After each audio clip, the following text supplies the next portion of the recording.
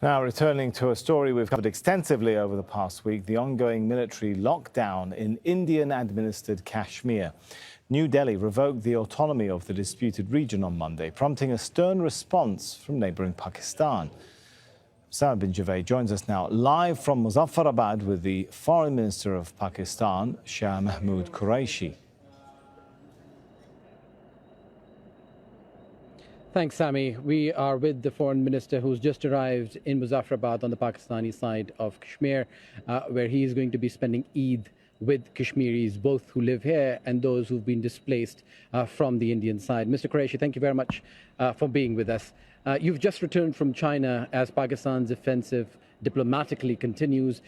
What did you achieve, and are you satisfied that the international community understands Pakistan's point of view? Well, we have to project our point of view, and the decision taken by the National Security Committee, which was endorsed by the Cabinet and obviously demanded by the joint session of Parliament, was that we should go to the Security Council. And as a first step, I thought it was necessary to consult with our ally, someone who stood with Pakistan consistently and is one of the P5 members, that's China. So I went with a delegation to meet with the Chinese leadership, met the State Councillor, Foreign Minister, and presented our point of view to him and the Chinese government. And I have come back with satisfaction that they completely understand and endorse our point of view. They've considered the Indian action as unilateral, unlawful, and they feel that the matter should be resolved under the UN Charter and according to the applicable Security Council resolutions. So they have endorsed our point of view. They're equally concerned about the peace and security of the region. This action has undermined peace and security of the region. There are concerns of human rights violations on the Indian side of Kashmir. You have seen this curfew. There's a communication blackout. Journalists are not being allowed in. So the news is not filtering out. There's absolute confusion, uncertainty. One is hearing of food shortages. One is hearing of non-availability of medicines. I do not know. Tomorrow is Eid, which is a very important day for Muslims. Whether they will lift the curfew, I demand that the Indian authorities lift curfew and let the Muslims perform their prayers and do the sacrifice that they are supposed to do. Mr. Qureshi, the international response to this, according to many international observers, has been muted at best. The United Nations Secretary General urged both sides to refrain from changing the status of Kashmir.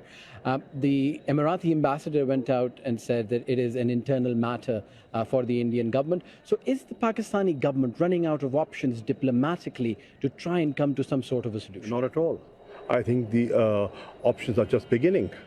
In fact, India, by being obstinate and not accepting Pakistan's offer of a bilateral engagement to resolve this issue through peaceful negotiations, miscalculated. And I think this decision of theirs of revoking and bringing in a change, constitutional change, which has materially affected the status of Kashmir, has given an opportunity to Pakistan, in my view, to take the case to the Security Council, because it is already on the agenda. It's a pending agenda item on the Security Council, and we expect and we will argue that this step has there are concerns vis-a-vis peace and security in South Asia, and we are concerned about the genocide that we feel can take place, perhaps is taking place right now, because we have no idea what's going on in the Indian-occupied Kashmir right now. When they lifted the curfew for a few hours, you saw thousands of people protesting on the streets. So it's an evolving situation. Pakistan is watching the situation carefully, and so is the world. The statement of the Secretary General of the UN is a very balanced and a very correct statement. He has said that this issue should be resolved under the UN Charter and applicable Security Council resolutions. I think that's a very encouraging statement. The support offered to Pakistan by China, that they are with us all the way, is very encouraging. And Prime Minister Imran Khan is reaching out to world leaders. I'm contacting different foreign ministers. For example, I spoke to the Kuwaiti foreign minister this morning. He was very supportive, very encouraging. So it is building up. In many countries, European countries, when I spoke to the High Representative of the European Union, Federica Mogherini, she was concerned on the humanitarian issue. You know, the human rights violations, the reports that they are getting from people all over are alarming. They are alarming, and they're concerned about it. But there is also concern on the Pakistani side as well. I've spent the day at the line of control talking to ordinary Kashmiris who feel that Pakistan perhaps has not done enough. That is something that was shared on the parliament's floor by the opposition as well, where the Prime Minister said that Pakistan cannot go to war. How would you, if you've just taken the decision to come and spend Eid with them, what would you tell them which will satisfy them that Pakistan is doing all it can for the Kashmir issue? To begin with, why am I here? To give a message of solidarity. I represent the government of Pakistan, and I am here with the permission of the Prime Minister of Pakistan. I discussed it with him last night, and he said, by all means, you must go and show solidarity. He himself is coming to Muzaffarabad to address the Assembly on the 14th of August. We have declared 14th of August, which is our Independence Day, to be a day of solidarity with the Kashmiris on both sides of the LOC. And we've announced that the 15th of August is going to be a black day observed by Kashmiris and Pakistanis all over the world.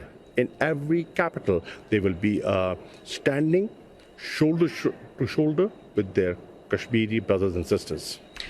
What are your biggest fears, and what is the hope that you have that Pakistan's version of events, what Pakistan's point of view is going to be heard and it will prevail?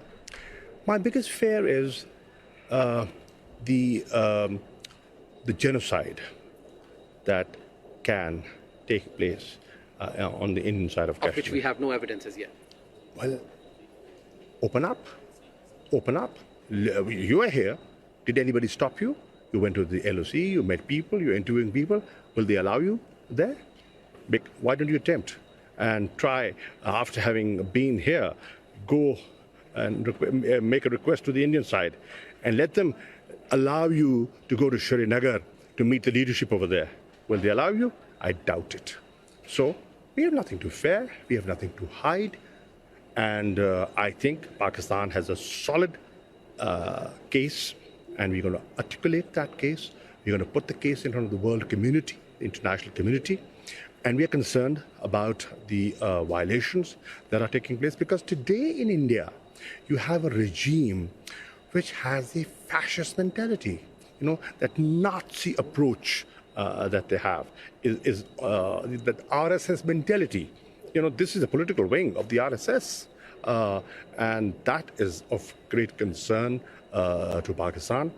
Innocent people being attacked, killed, raped, maimed, and through the pellet guns, losing eyesight.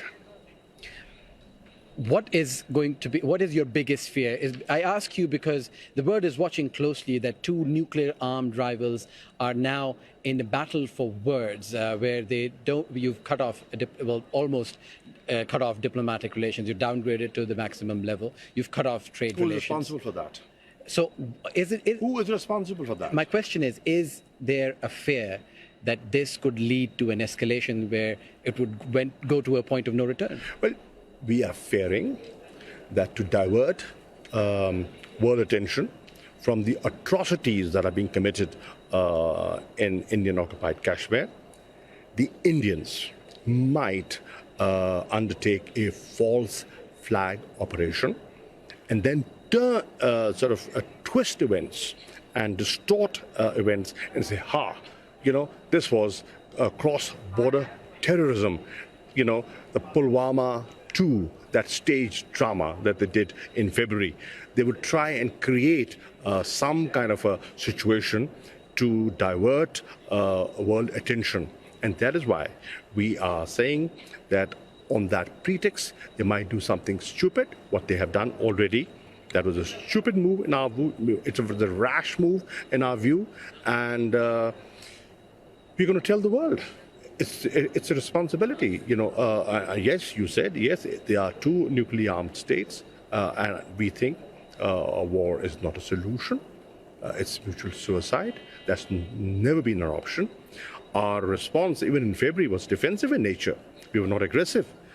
So we are going to articulate our case diplomatically, politically, and we will look at the legal options. We will see, besides the Security Council, what options do we have. What are those options? Because people have been talking about Pakistan stepping up its military presence on the line of control, stopping airspace. No, what are those options that you're thinking? That's incorrect. We have not stopped airspace. Let me qualify that. Let me clarify that. We have not. They are in the habit of generating fake news, and they take advantage of that. No, we have not. We have not beefed up. Are you going to? Sorry? Are you going to? We haven't taken that decision yet, but it depends on how they react and how they behave and what is their attitude. What we are saying is, we have a case. That case is pending with the Security Council. They have rejected mediation. They have rejected third-party facilitation, and they are also shy of a bilateral interaction. And on top of that, they are changing the status of Jammu and Kashmir, which is a disputed territory, internationally recognized dispute. So what do? The only rational, reasonable option with Pakistan was go to the Security Council and tell the Security Council it is their responsibility. It's on their agenda, it's a pending item, and peace and security is their prime responsibility. Mr. Qureshi, thank you very much for being with us. Well, there you have it. That was the Foreign Minister of Pakistan, Shah Mahmood Qureshi, speaking to us, telling us that Pakistan believes in a diplomatic solution out of this crisis. Pakistan is going to employ all of its resources to find support for its version of events, and is going to be going to the Security Council soon. All right, great interview there. Thanks so much, Osama bin Javaid.